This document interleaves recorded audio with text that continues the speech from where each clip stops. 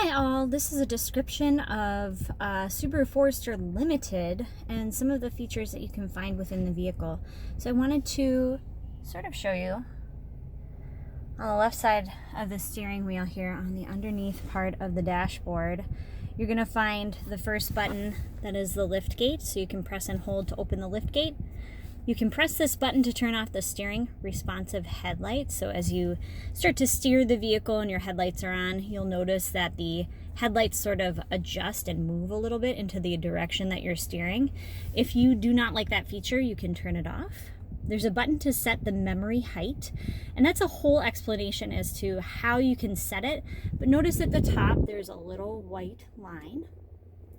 So if you press this button in, you'll know that it's activated and ready to be set in the back. If you do not want it activated, you turn it off. So the purpose of the memory height button is so that you can adjust the height of the lift gate, especially for things like racking. If you have something on the top of the vehicle, or maybe it's just a little bit too high to reach and reach the buttons to close it. So this is a great way to lower the lift gate height. To the right of that is going to be your dash dimmer switch. Below is vehicle dynamics control. The only reason you'd really need to turn that off is if you were stuck, which is hard to do in a Subaru. So it turns off the stability control to allow you to maybe push yourself out of a stuck position. The one that I get the most questions about is if you can turn off your auto start stop or your idle stop feature.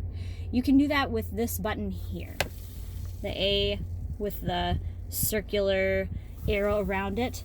In order to turn it off, you can press this button anytime you get into the vehicle and restart the car. So every time you recycle the engine, this function is going to be available to turn off again. So you need to make sure, if this is something that you don't like to have on, that you turn it off every time you get into the vehicle. Next to that is the blind spot off button. So notice if I turn it off,